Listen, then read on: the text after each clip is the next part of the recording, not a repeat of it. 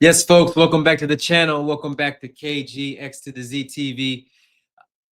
Here with another video, international break settings, ranking in the tier list, the Big Six 2025-26 Premier League signings thus far to date. Now, this includes not only full transfers, of course, but also we will be taking a look at some of the loans because there's a few loans from the Big Six squad. You've got Kolo Muani, you've got João Palhinha, etc. But yeah, let's get into it. There's no particular order for this.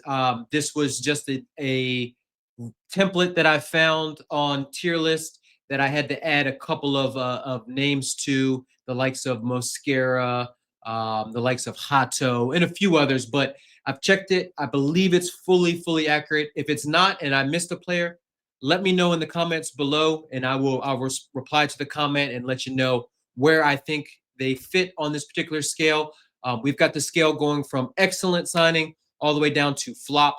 And then, of course, we'll put the jury still out because there's a couple of players on here that, to be quite honest, they haven't played enough, whether it be due to injury or just due to a lack of minutes, that it might be a little unfair to judge at this time. But for the most of these folks, um, there is enough sample size to make an early judgment call. And maybe, you know what, maybe what we'll do is we'll flag this video and we will come back to it at the end of the season and say, you know, maybe take a look at this one and where we initially judge these folks, and then, you know, full circle, see where they are at the end of the season. But yeah, let's get into it.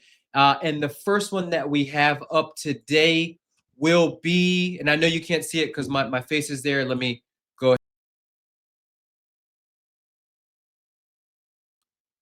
ahead. We'll go ahead and just move that real quick. And we will say, so João Palhinha is a loan. I'm not sure if there's an obligation to buy. Coming from Bayern Munich spent a decent amount of change on him. I want to say 60 million euros. Got him from Fulham. Didn't work out for Bayern Munich. I know he suffered an injury, I think, in his last season. But so far, he has come into the Premier League, come into the Spurs side. And when I say slotted right in, I mostly mean that he has been thrust into the starting 11. Sometimes when people use that slotted right in, it refers to, you know, they've hit the ground running and things like that. But I think, if I'm being completely honest, I think Tottenham have a midfield issue. I think they have, and this could be down to Thomas Frank's selection. This could be down to a lack of fit midfielders, right? They've got the likes of Madison out, Kulusevski, who's really more of a 10 now, and so forth. But I think João Palhinha has been a fairly decent signing. I think he has been, I'm going to put him actually in the good category. Because he's alone, like I said, I'm not sure what the obligation to buy is. I can't imagine it'll be anything north of 40 million pounds. I think anything higher than that would be outright robbery. But we've seen them last year with Matthias Tell. They negotiated a pretty decent full transfer rate when they took him on loan. But I'm going to put him there because I don't think he's been bad for Spurs. I think he's popped up with a few goals here and there. Of course, him and Richarlison are two of the main culprits when it comes to taking off their shirts for what they thought were match winners, ultimately to be canceled out due to an equalizing goal by the opposition. Right? We all love to see that as Chelsea fans. But I think he's been fairly good. You know what you're going to get with João Palhinha? You're going to get physicality. You're going to get someone that cleans up. You're going to get good aerial duels. You're going to get good height, so good, you know, extra an attacker on set pieces and things like that. You're not going to get great ball progression. You're not going to get someone that's great on the ball and things like that. So, you know, I'm not going to judge him too harshly on his negative traits because I'm be honest with you, we all knew those when he came in, and we've seen enough of him with Fulham in the Premier League to know what he's good at and what he's not good at. And I think the traits and the characteristics that João Palhinha excels at, I think they've come to the forefront so far in his career, in his Tottenham career. So I'll put him in the good category. The next one we have up is Kolo Moani, and I'm going to be honest with you. I'm going to put him in this newly created one. Jerry's still out. He has been plagued by injuries, and look, Kolo Moani is a very polarizing striker, right? Um, Came from the PSG academy, blew up at Stuttgart, got his move, got his big money move. Um, Went to Juventus last year on loan. Started out very well, but faded. Came back to his parent club, and then came to Spurs. Plagued by injuries, and then he came back, got a couple of games, but nothing really crazy because he had to of course get his match fitness, and then breaks his jaw versus Man United. Continued to play on. So look, props to Kolo Moani. I don't think anybody can question his toughness. But I'm going to put Jerry still out. Look, we know he's a frustrating figure. He runs hot and cold, purple patches galore. But I can't judge him so far based off of the limited minutes that he's had. So I'm going to put him on the jury still out. Matthias Tell, ooh, this is a player that I've seen him plenty of times at Bayern. Came to Spurs last year on loan in January, I believe. Didn't set the world on fire. Matter of fact, I thought it was pretty stinky. They went out and made him a permanent deal, which I thought again, not of you've seen enough of him. What you saw from him, I didn't think was worthy of making a full purchase. I'm going to put him in the bad. Look, he got his goal versus United, and you could say, yeah, it was a lucky deflection, but it was a nice control in the box. He spun the lit, got his shot off, and then once you get your shot off, anything can happen. But I'm going to put him in bad. But he's got the possibility because he should be getting minutes, right? Like when I look at their front line and I look at Solanke, who's always out. I look at a Brennan Johnson who gets goals but doesn't do anything else. I look at a Odebear. I look at a Richarlison. I'm like, you know what? Go with Odebear. Go with Kudus. Go with Tell. Give these young kids minutes because one, Solanke is always hurt, and you know what these other guys are. These other guys just aren't good enough, right? 50 million on Brennan Johnson, goals, but like again, nothing else. 60 million on Richarlison, just not a good player at all. I'm going to put him in the bad, but look, he could and he should improve because he's still a very young player. Danzo, the center back, I'm going to put him. I'm going to put it down at average. Look, we're being fair. No Chelsea bias aside. I think he's been a pretty decent stopgap when the likes of Van de Ven have been injured, or when the likes um, of Romero have been injured, and I think he's I think he's a very steady defender. He brings the long ball throw to them, which always is a little bit funny in 2025, 26 that we've kind of reverted back to type in the Premier League. But um, I thought he was out of place in the high line that Ange provided last year, and I didn't think it fit his strengths. But I think he's a very serviceable defender. I wouldn't say he's a great defender, but I wouldn't say he's a bad defender. I've seen some good games from him. I've seen some not so great games from him. I'm going to put him down at average. Xavi Simons, whoo, look, we were linked with Xavi Simons. I wanted Xavi Simons. I've seen him at Leipzig. I've saw him in a few cameo pieces when he was at PSG. Very good upbringing in terms of his footballing background. Barcelona, PSG. You could say he's like a wonder kid, or maybe he was on the fringe of being a wonder kid. I thought he was going to be a decent player, a tidy player, but look, he has been so far. He looks like he's very out of place in this league in terms of catching up with the intensity of the league, physicality of the league, right? You don't have as much space, and then when you do have a little bit of space, you don't have as much time on the ball because defenders are going to close you down. He's a player that likes to kind of operate in that left half space, so he's going to have a fullback to his outside, and then a midfielder probably on his tail, and then a center back kind of stepping up and defending that half space in his face. And he just doesn't look up to speed yet. I'm not going to call him a flop yet, because I think it's a little bit too harsh, and got to give him a little bit of time. But if I could put him anywhere, and I could put him kind of in this middle, I'd put him there. But so far, I'd say he's been a bad signing so far. Kudus, on the other hand, has been one that has hit the ground running for them. Look, my only and I hate to say negatives before I say positives, but my only negative with Kudus is just output. Like he's got the quality, he's got the ball carrying, he's got the technical ability, he's got all of the physical tools in his locker. He's strong, he's got a nice burst. He's not the paciest when it comes to the straight line pace, but because of his strength and because of the way he shields and protects the ball, he's a very good dribbler. He can use that burst and use that power to sort of get by players. He's a perfect player for the Premier League. Chelsea was linked with him. I would have had no problems with him coming into Chelsea Football Club. I'm going to put him as good if he by the end of the year if he ups his goal tally and he gets starts adding more output G&A to his game. I'd put him in that excellent one. So look, if you're looking at Spurs, look, two good signings, an average signing, two bad signings, and then a jury's still out on Mawani. So you've got they got what six that's six targets right there or six incomings.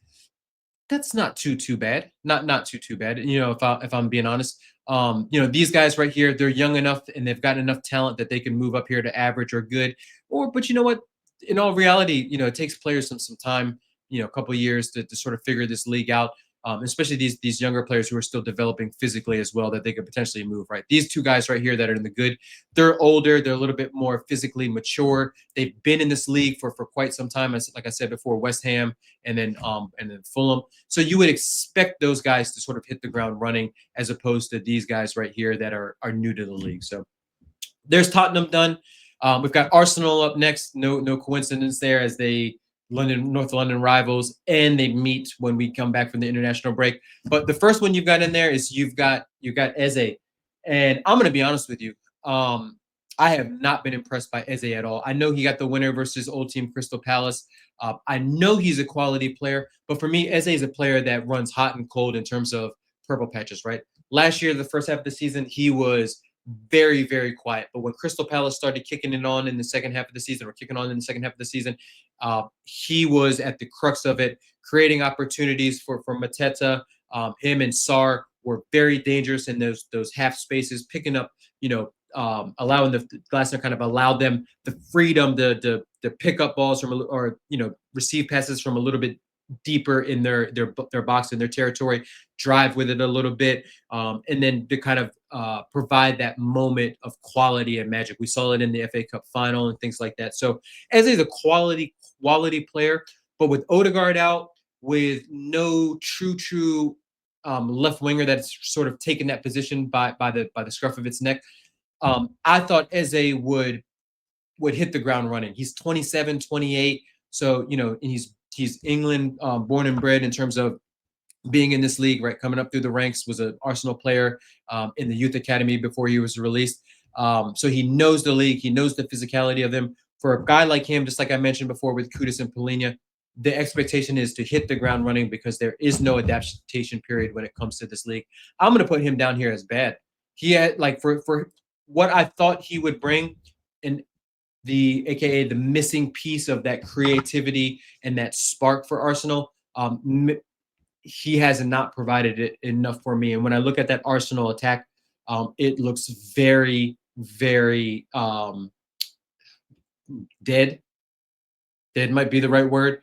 Of course, they're highly dependent upon their defense, highly dependent upon set pieces and things like that. But I thought that he would bring a little bit more match winning ability to Arsenal, right? He's a moments player and things like that, but he's had one moment so far. He had a full preseason too, so there's no fitness issues or anything like that. So put him down there as bad. And I'm also going to put Gyökeres down here as bad as well. I know he's injured.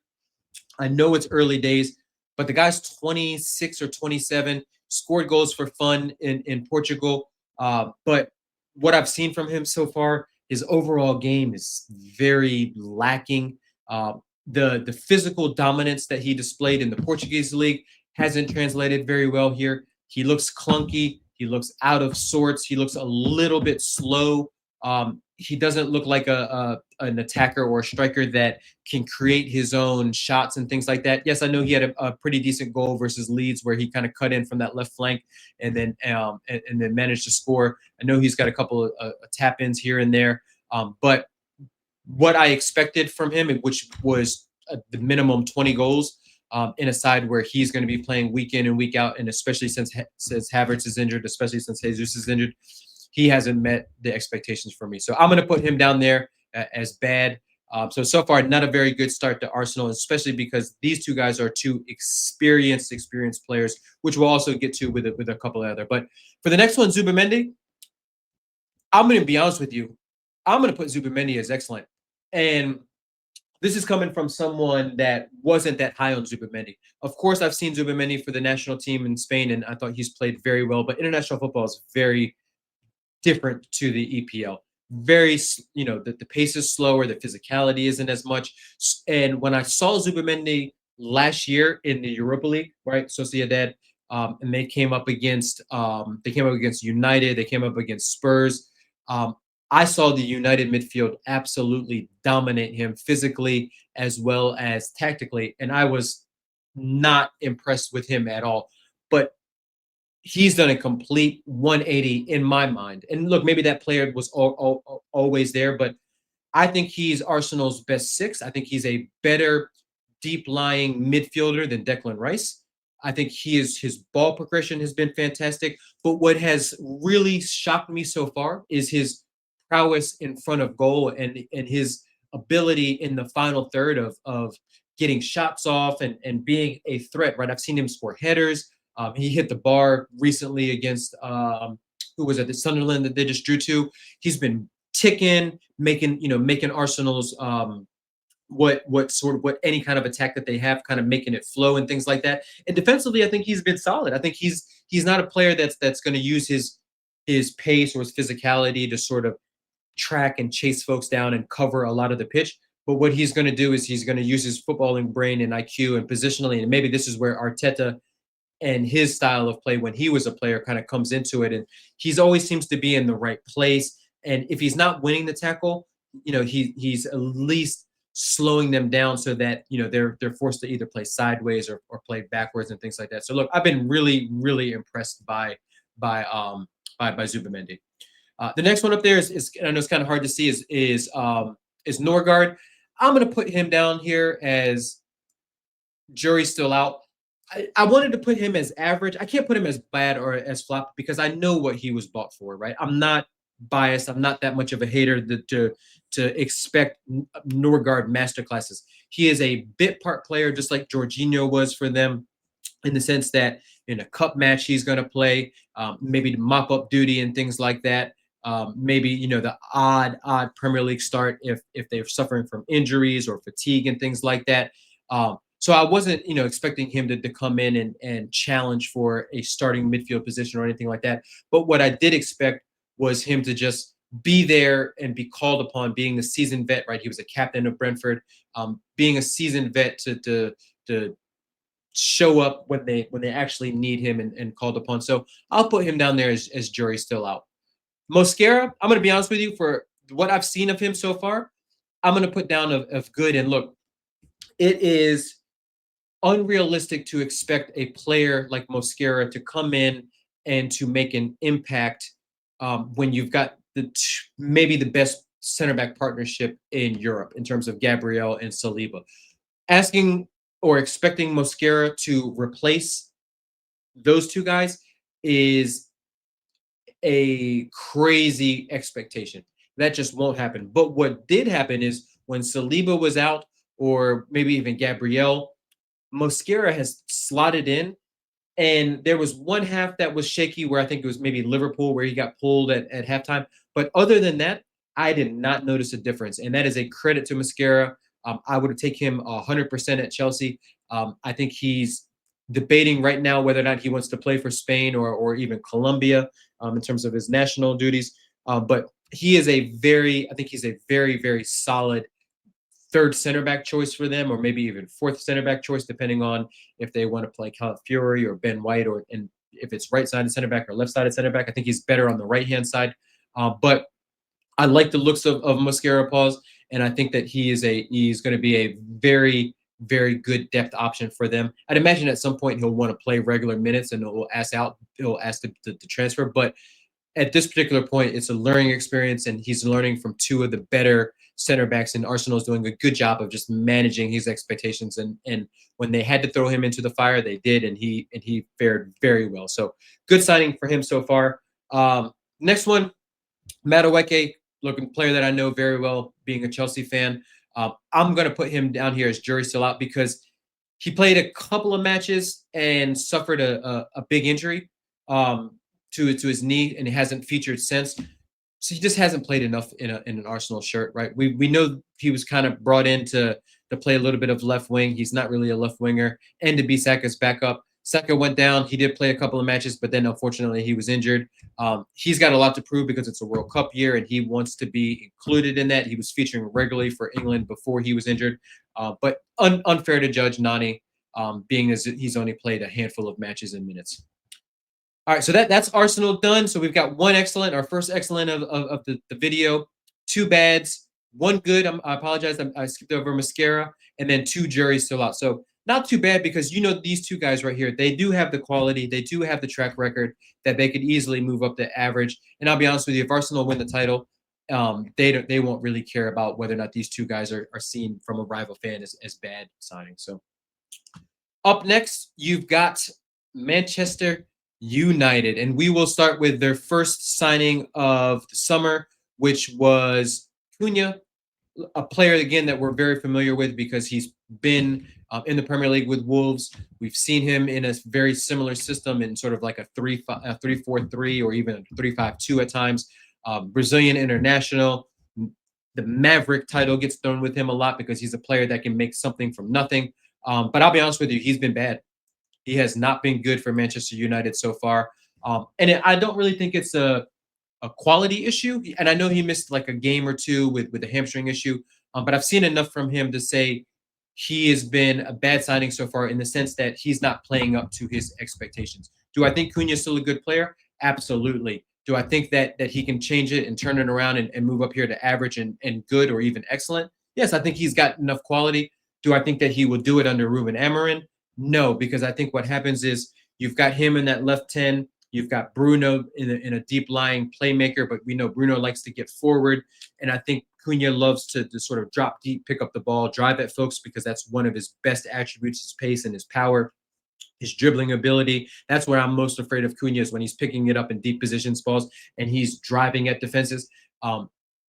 Oftentimes him and Bruno look to be occupying that same sort of space, which is going to bring at least two, most of the times three defenders on there because they are two of Man United's most dangerous threats. So I think he can easily move out of this, but I think if they were to go to a 4-3-3 and get a new manager in, I think you'll see more out of Cunha. I've even seen him in the false nine or in the striker position, and not it for me, not it for me. But again, good player.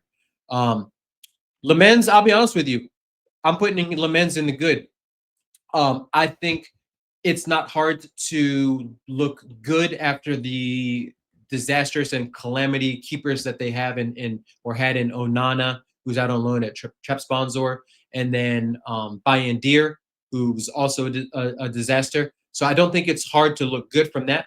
But what I've seen from Lemens is decent on the ball, but very good in what you want a goalkeeper to be good at: collecting crosses, commanding his box, positionally. I don't remember any standout saves from Lemens, but I also don't remember him having any howlers or having too many goals where I'm like, you know what, the keeper should have done better than that, or he's had a bad game and he's been the reason for why they lost. I can easily remember games with Onana like that. I can easily remember games with Bayindir like that. But so far, Lemens has been very, very, very solid.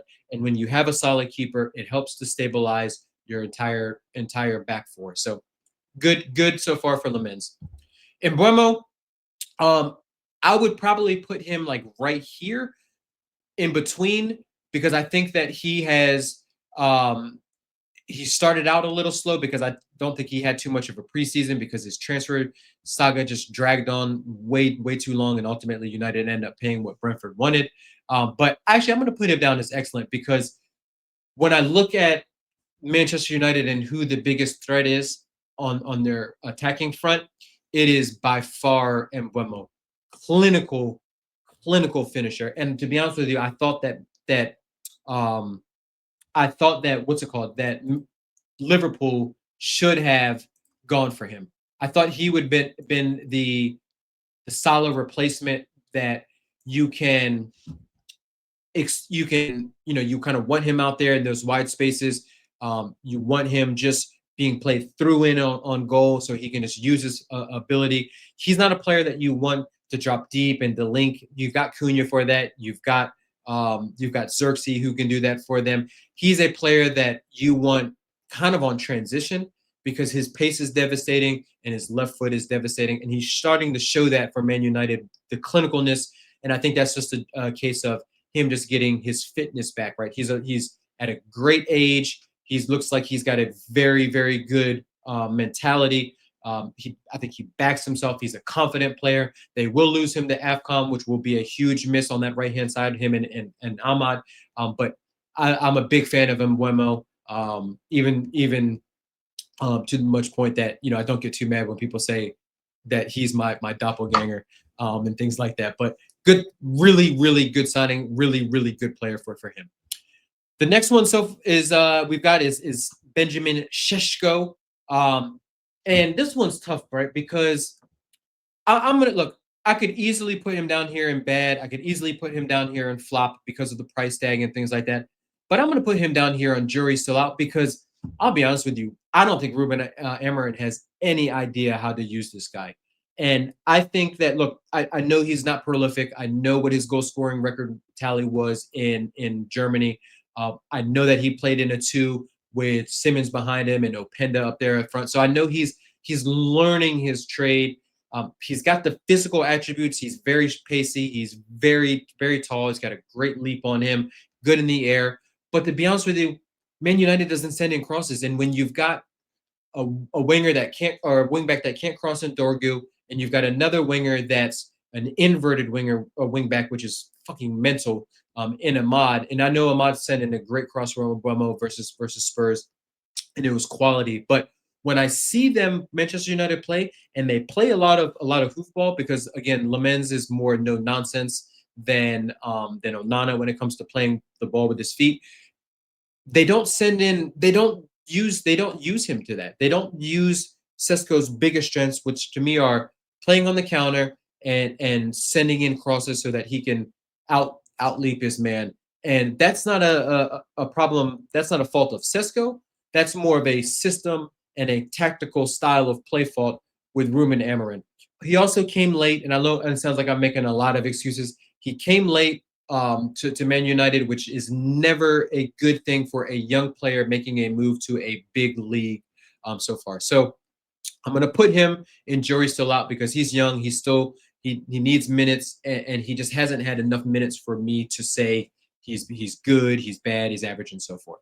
So that is Manchester United. So you got one excellent, you've got one bad, or sorry, one excellent, one good, one bad, and then one jury still out. So if I'm looking at it from a non-bias and a partial standpoint or viewpoint, Cunha could easily jump up here into average, good, or even excellent. And then Sesko, that's sort of the make or break.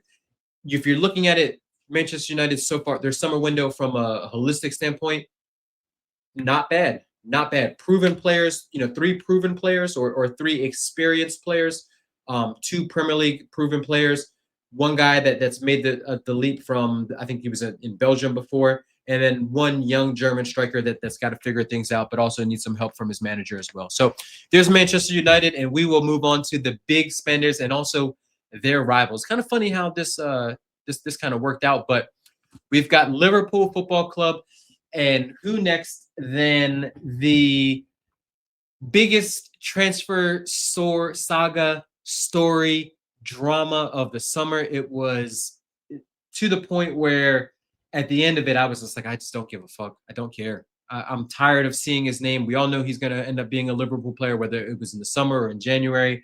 But a guy that did himself no favors in terms of the public perception and how the public perceives this guy.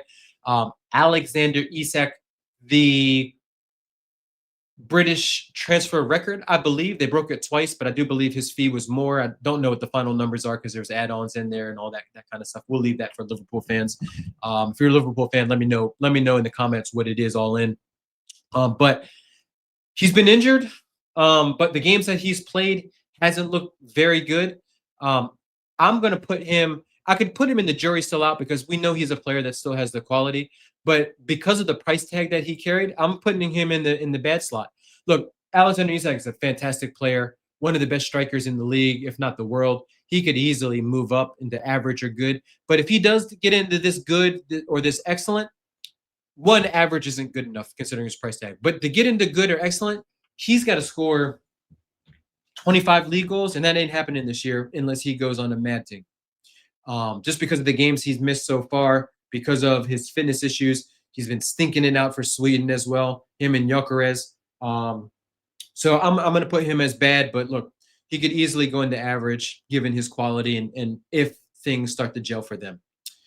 Mamardashvili, he's on this list because he is, even though he was technically bought last year and then sent out on loan, we included him in there because we got the likes of Esteval that was also like that. Do we have any City players? No, we don't have any other players that sort of fit that bill. But I'm going to put him down here as. I'd love to put him in between good and average. I'm going to put him as good from the standpoint of the expectation for him was to learn and to deputize under Alisson. We know Alisson is very injury prone, so Mamardashvili has to step into the spot, and I don't think he has been bad at all. Look, he's not Alisson levels on the ball, even though I think Alisson is vastly overrated when it comes to his feet. He's not the shot stopper that Alisson is, but I don't think many shot stoppers in the world outside of Courtois are. But I think he is a very, very good shot stopper. I think he's very bad with his feet. But I think he knows that. And because of that, he doesn't try to do too much. He plays it safe, which I don't mind, right? If you're not great with your feet, don't try to be something that you're not.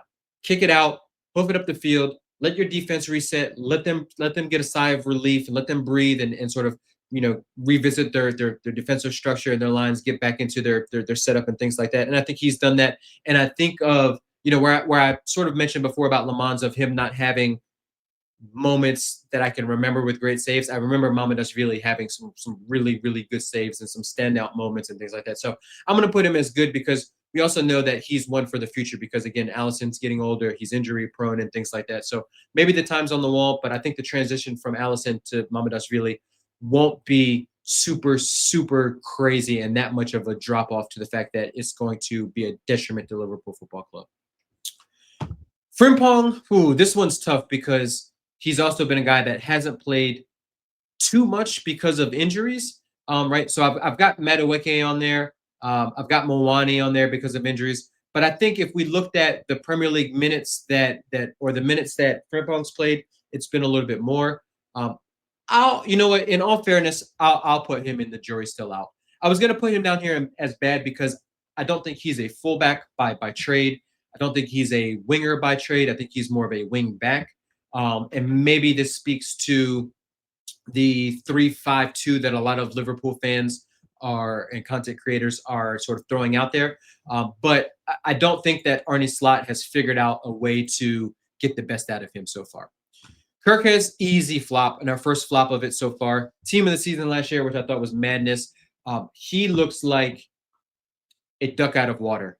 He looks so lost out there on the defensive side to the point where I think it's even impacting his attacking ability. And his crosses have been terrible. His 1v1 defending has been terrible. His positioning has been terrible. He's still young, so he can obviously and absolutely turn it around. But when you're Liverpool fans and are saying, yeah, left back should be Andy Robertson in 2025, you know that Kerkez has had an absolute stinker. So we'll put him there. I'm going to put Ekitike in this good category. Look, I know he's been on a bad run lately. I think 1 goal in his last 10 or something like that. But his adaptation to the league was very, very strong when Liverpool were winning games. He was at the crux of it. I think he's been better than Isak when both of them have played. He's a very, very good footballer outright, very good technical levels. I know he had that moment of madness when he took his shirt off and got suspended like an idiot, but he'll learn from that. And he was rightfully so disciplined by Slot after he did that. But very good technically, good physicality, good confidence. He's a very good dribbler. I think Liverpool have to figure out how to get the best out of him, and as well as Isak and even Salah. But yeah, he's a very I like him. I like him so far. Next one, easy, right? There's no. It doesn't take rocket science to figure out why Liverpool have struggled this year, and a lot of it is due to the fact that they just haven't come to grips with their new signings and how to get the best out of him. And look, I don't think Florian Wirtz is a bad player, but he is a player that is playing very, very badly in the Premier League. His performances in Europe, Real Madrid, Frankfurt have been good, but we know that the difference the difference between the Premier League and the Champions League in terms of the pace, the power, and things like that. So, look, I see the chances created stats. I don't believe them because when I watch them play and I watch Verts, I don't see that in his game. But he has been, that saying, he's been everything as good as advertised. Whatever the opposite of that is, that's what Florian Wirtz has been. And I think mentally it is starting to get to him with the pressure. And I don't think he could have ever imagined the level of scrutiny that would be thrown at him in this particular league. But again, that just speaks to this league. It speaks to the intensity of this league. It speaks to the media in this league and the coverage and the fans and things like that. And look, there's no passengers in this league. And if Liverpool want to get it right, they need to get the Slot needs to figure out how to get the best out of Verts. So there's Liverpool right there. We've got one or two goods in Mamardashvili and Ekitike. We've got one bad in Isak, two flops in Kirkez and Verts, and then one jury still out with Frimpong. And look, this is like 400, 500 million worth of transfers right here for Liverpool. So that price tag is going to play a factor into some of these things so far, right? So here's that. There's Liverpool wrapped up, and next up, my beloved Chelsea. And look, I've seen pretty much all of the top teams' games so far this year, right? I'm a big fan of football before I am. I was a football fan before I was a Chelsea fan and so forth. So I enjoy watching other teams, whether it be for banter purposes, learning, or just enjoyment of the game. But Chelsea Football Club, week in, week out, twice a week, I watch their games back to get a better feel for them and how my club's playing and performing and things like that. So we'll get into Chelsea right now. And we'll start with João Pedro. And look, João Pedro has been very wasteful over his last couple of games, right? His stats, I think he's got 4 or 5 goals so far in the Premier League, few assists, got a dumb red card in the Champions League, playing through injuries and things like that, which isn't an excuse because if you're out there, you're out there. But had his finishing been a little bit better for Spurs, I think he'd be up here in the excellent category. But I'm going to put him as good because his overall game has been fantastic. His work rate has been fantastic. He's been asked to play in the 10. He's been asked to play as a striker. He's asked to play with 2 up top and things like that. And he's been carrying us when it comes to leading the line because of the injury to Delap and things like that. But he's a player that we know his efficiency and we know his goal scoring output has never been one of his strong points, but I think it will be better this year. And I think he's going to get into that 15 goal range, which is going to be a decent return for a striker where you're going to get goals chipped in from Enzo, Cole Palmer, Esteval, Neto, Garnacho, and so forth. So I'll put him down there as good, but we'll see. We'll see with him. Delap, I'm going to put jury still out. Look, I love the price tag. I like the quality and the traits that Delap has, but obviously the big hamstring injury put him out, and then he comes back and then gets two yellow cards and gets sent out. So he's a hothead. He's got to get that out of his game and get that petulance out of his game. But he needs to see that goal go in to get his confidence because he's a player that we're going to have to depend on. But again, just hasn't had the minutes because of those injuries so far. So I'll put him down there as jury still out. Next one, just like I mentioned before with maybe Mamardashvili, Esteval is a player that we bought 2 years ago, I think, was out on loan last year at Palmeiras and then came back. We saw him in the Club World Cup, so we were familiar with his game and things like that. And, he's a player that Chelsea fans have been clamoring for. We got to start Esteval. We got to get more minutes. But Maresca, in my opinion, has been managing him fantastically.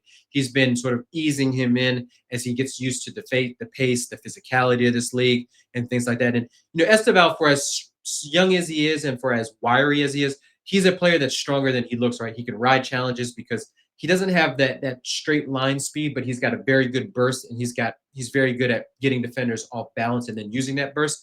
But he's a player that, look, we are all absolutely in love with, and we want to see more of him, and we will see more of him. So I'm going to put him down there in that good range. With maybe at the end of the year when he gets more minutes, more confidence, more output, fixes up on the defensive side of it, he could easily be up here in the excellent. Garnacho, whew, look, I'll be honest with you, not many Chelsea fans wanted Garnacho, myself included. We knew his petulance, we knew some of the off the field issues, but we also knew his deficiencies on the field, right? The dribbling and things like that. But one thing that I'll give Garnacho credit for is he's a very confident player. He backs himself, and he missed pretty much all of the preseason, right? So he came to Chelsea looking very, very out of shape. And we saw that he got lost on the back post versus maybe Brentford or somebody like that. And we ended up drawing a game that we should have won. But he's starting to come into the form a little bit, right? He had the 2 assists versus Wolves, scored I think 2 goals as well in all competitions. I'm going to put him down here as average. Look, we know what it is with his game, right? We know the deficiencies, like I mentioned before, in this game. But one thing about him, like I said before, he backs himself, he's confident, and he gets shots off. So whether or not he keeps his head down and keeps working on his game, because he's still a young player, he can definitely improve. The price tag I thought was a little bit too high for him, given his petulance and given the fact that United had to sell him. But I also think that he's a player that could easily come good on that $40 million price tag. So we'll see it out for him. Hato, I'm gonna put jury still out for Hato. He's actually, we'll put him down here as average. I was gonna put jury still out, but we've seen enough of him and he's played enough minutes, whether it be at left back or even left-sided center back. Look, he had the absolute disaster class risk care back. That first half, he was absolutely awful. And I don't like to say one player is the reason why a team lost, but his performance was diabolical for that one. But I've seen him put in good performances versus Liverpool as left-sided center back. I've seen him put in solid performances as left back. And he's young. He's 19. Still got a lot to learn. Coming into this league new. So I'm just going to put him down there at average because I think he was bought for a specific reason to deputize and to keep some of the minutes off of Cucurella's legs. And I think that's what his role will be for the next like year or so. So average for him. Up next, I'm going to put Jamie Gittins. I'm going to put him down here as bad. I put him down here as flop, but he's so young that it would be a little bit harsh to him. But he's a guy that, look, he needs some good performances in the Premier League. He needs to see the ball go to the back of the net in order for him to get his confidence up, right? Young player, like I mentioned before, got very, very raw in terms of his attributes. Very good dribbler, very good pace and power type player. We've seen him put in good performances in Europe and substitute appearances like that. But we've also seen him have very, very poor performances, right? He scored that lovely, lovely goal, I think, in the Wolves game outside of the boot. But then also huge chance missed at the end of the Spurs game. He's, like I said, the price tag was way too much for him. And ultimately, you don't want 2 young wingers like that who still need developing being as your left winger option. But he's got potential. We've seen some of the qualities there. I don't believe the pace and the power of this league is too much for him. It's just a matter of learning his game, learning when to be aggressive, learning when to go, learning when to sort of recycle possession, learning when to sort of take the space and take the yards and move the team up the pitch and things like that. So we'll put him down there as bad. Man, so that's Chelsea wrapped up. So we've got 2 goods, 2 averages, 1 jury still out, and 1 bad so far. So not too bad of a performance in terms of Chelsea in the window. Not good enough, in my opinion, in terms of the quality, but we're only judging these players based off of their performances and things like that. So up next and finally is Man City. So for Man City, we've got Donnarumma, and I'm going to be honest, Donnarumma is an excellent signing. the amount of shade that this guy was getting was absolutely it was absolutely mind-boggling to me how this guy who was the best goalkeeper in Europe last season in terms of the Champions League and just overall performance. He's a Euros winner with Italy. 17, I think 16 is when he made his debut for Milan. He was pretty much targeted to be the Buffon replacement growing up, or when he started to break through. And in my mind, has lived up. Look, I know he's had his moments where he had some bozo moments, and he's not the greatest with his feet. They brought in Trafford and they signed this guy. We were all like, what are they doing? But Donnarumma has been absolutely excellent for them. It's helped to stabilize what I thought was going to be a much shakier defense. So kudos to them. I would have absolutely taken him at Chelsea, but yeah, he goes up there and excellent. Trafford, I'm gonna say he's a bad signing, only for this the and this is not me in terms of how I rate Trafford because I know he's good on the ball, but I also know he's weak in terms of being a presence in his box, cross collection, coming out, knowing when to punch, knowing when to catch. Um, I'm putting down as bad because you buy two keepers in the window. That's like as soon as they bought Donnarumma, this guy was getting kicked to the curb. So I'll put him down there as bad. You could say jury's still out because maybe he moves and maybe he does come good. But Donnarumma is for as long as he's been around, he's still only 26. So that's definitely not going to be a that's going to be a position that I think Donnarumma will kind of keep for some while unless he gets homesick and wants to go back to Italy at some point in his career. But one excellent signing and one bad signing in terms of Man City's keepers. Another one that I'm going to put down here in bad. I'm not going to put him down as flop because he's been injured, but I'm going to put him in injured for a little bit. But he's been back in the team for at least a couple of weeks now. Is Ait-Nouri? Look, we know Ait-Nouri is fantastic going forward, but we also know that he can't defend his shadow against his shadow. And he's matter of fact, he's lost his spot to Nico O'Reilly, which lets you know that one it speaks to the quality of Nico O'Reilly and his transition from playing more centrally as a cam or as a midfielder to left back. But also when you get beat out by somebody like that who's still a young kid who's never played this position, I can't see Ait-Nouri getting his position back outside of an injury, and we're knock on wood to Nico O'Reilly anytime soon. Anytime soon. And we know what City's history is with that left back position. We've seen them win leagues with Fabian Delph there. We've seen them win leagues with Nathan Ake there, Akanji, and things like that. So Pep can come up with creative solutions, but I think he's found his creative solution in Nico O'Reilly. It's going to take a lot for Ait-Nouri to sort of convince him to get back into that lineup. So put him down there is bad, knowing that he's not a bad player, but so far his start to the Manchester City career has been bad. Reinders, I'm going to put Reinders down here as average. If this was a month ago, he'd probably be in there as good, but I've seen him play as a six and not being impressed, and he's sort of been phased out. I've seen Pep play Nico Gonzalez. I've seen Pep play Bernardo Silva there, Phil Foden there, and Reinders has sort of taken a step back in terms of how good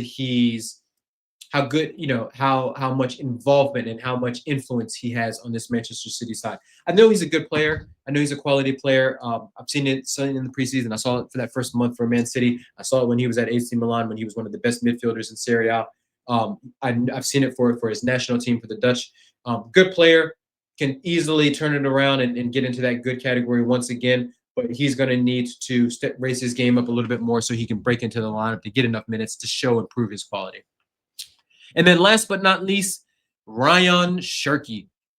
Ooh, this one's tough, right? Because when he's played, he's been pretty good, but he hasn't played too much because the rumors I heard was Pep pretty much sat him out until his fitness issues and he lost a little bit of weight, which lets you know that, that he's still got a lot to mature about his game and about his professionalism and things like that. And look, I know some of the poor PR that was kind of thrown around him. He was, bad attitude and things like that. I won't get into it because I don't know whether or not that stuff is true. All I will judge him on is his ability on the football field. And when he's out there, he's been very good, but we just need to see more of him. But when I see him out there for City, I think, yeah, he's a player that he can be a game changer. Right foot, left foot, very creative, always on the front foot, always looking forward.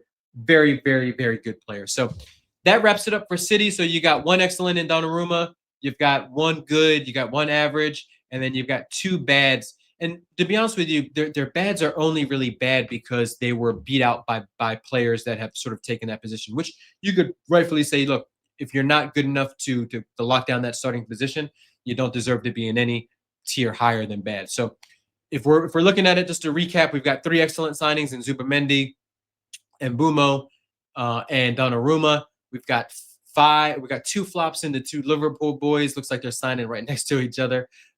We've got what's that? Five, no, six juries still out, right? Two Arsenal players, a Spurs player, Frimpong, and then Delap, and then a few, a few averages, a few goods, and a few flops, mixed or a few bads mixed in between. So let me know what you think. Make sure you guys hit that like, hit that subscribe, but let me know in the comments if you agree or disagree with any of these folks, or if you'd, where you see them move, or let me know also what players you think have the biggest capability of moving, whether that be moving from a good tier or excellent tier down to here to the bad or flop, or vice versa. So let me know. And as always, appreciate everybody for checking in. Peace.